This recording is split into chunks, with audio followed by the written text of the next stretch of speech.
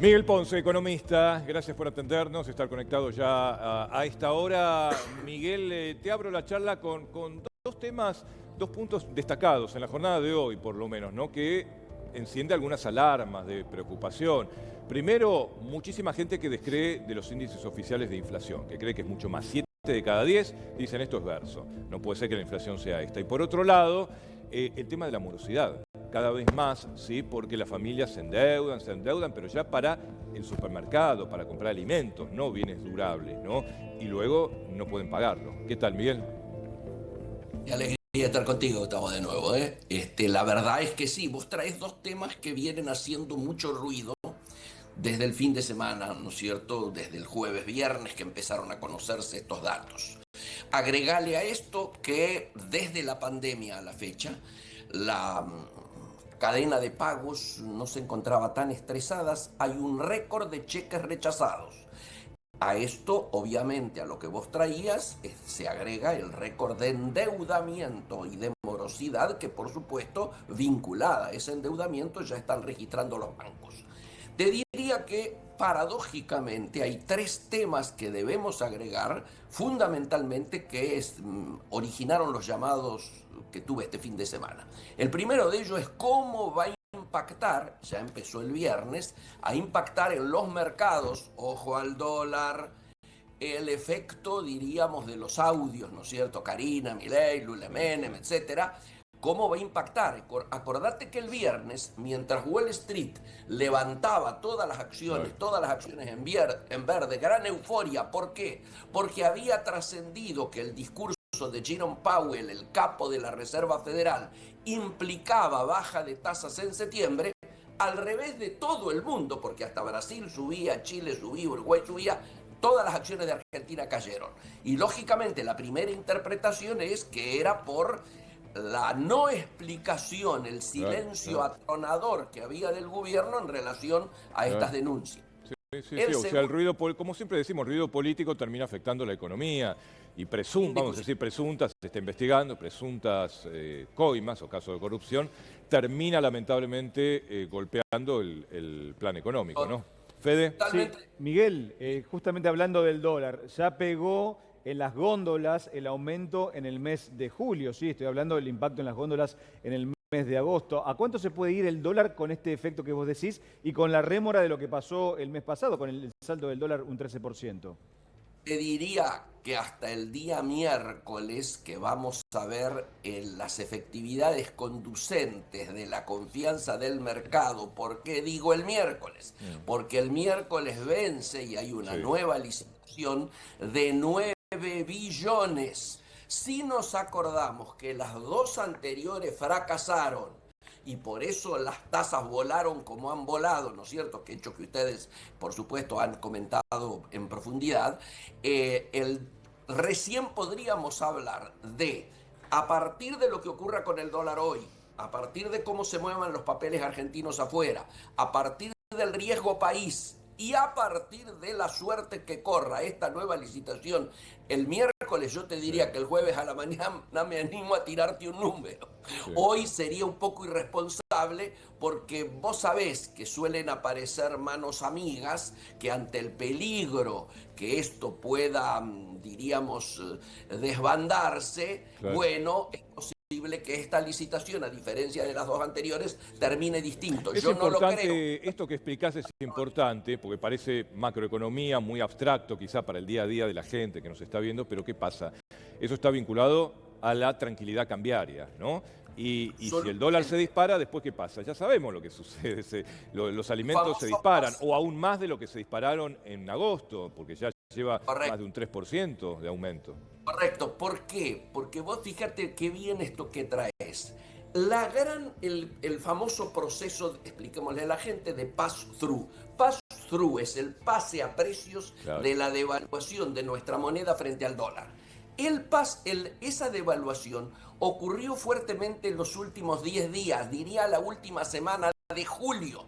Por eso no impactó en el índice de julio y aparecimos con el 1.9 bajo del 2, hecho que fue festejado por el gobierno, pese a que venía de un 1.5, 1.6, ahora una 9, y seguramente como este traslado pega más en agosto vamos a estar en el entorno del 2,5.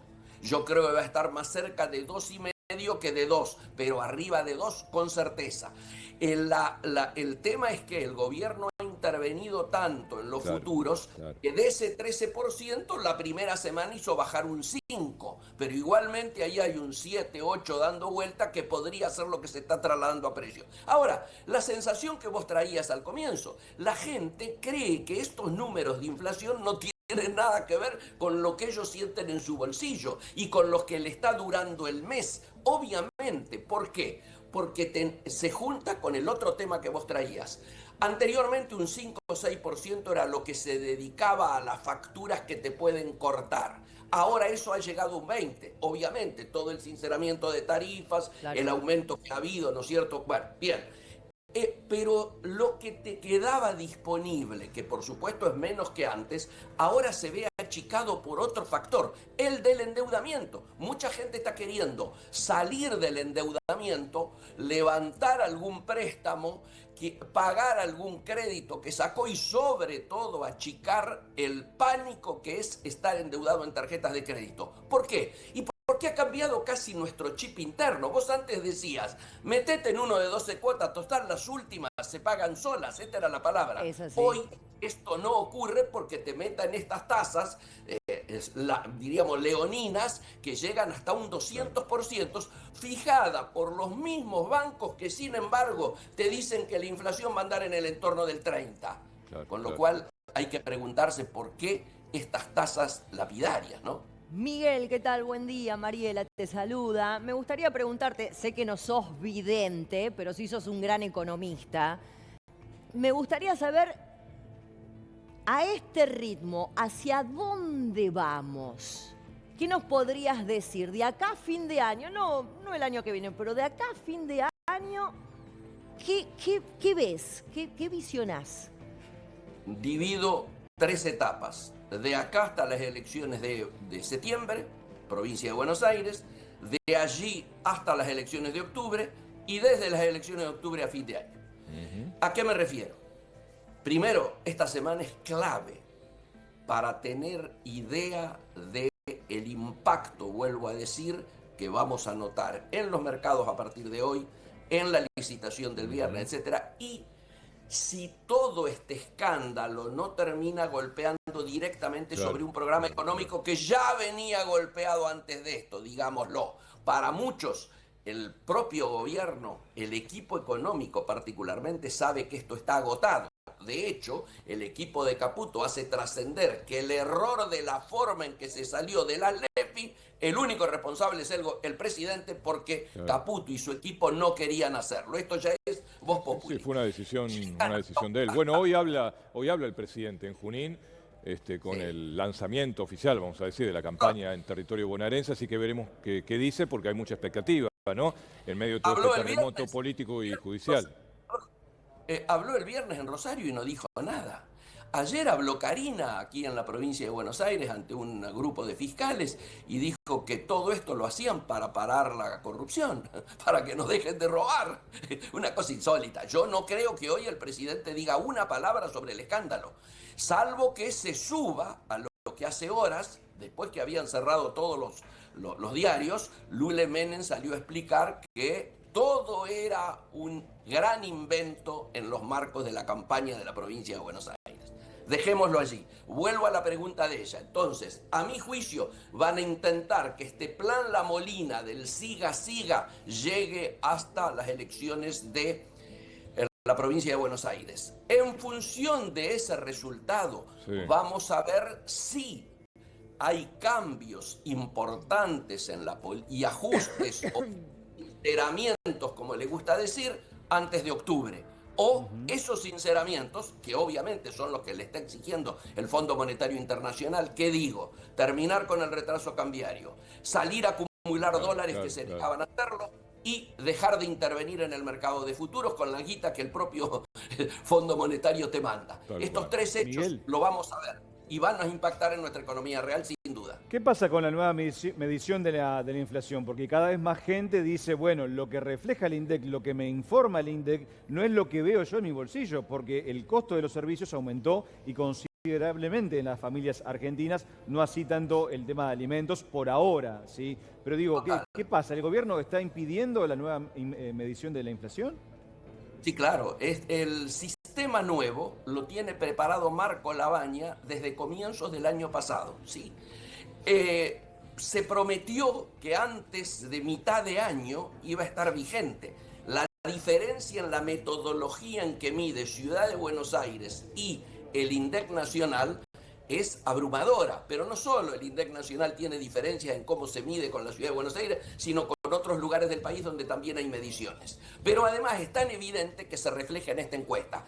El escándalo llegó a tal nivel que los dos funcionarios más importantes de carrera, uno que había entrado con Todesca y otro que también venía de antes, que se encargaban de hacer el monitoreo no solo del IPC, del índice de precio al consumidor, sino de la pobreza, los dos se fueron la semana pasada, claro. se fueron hartos.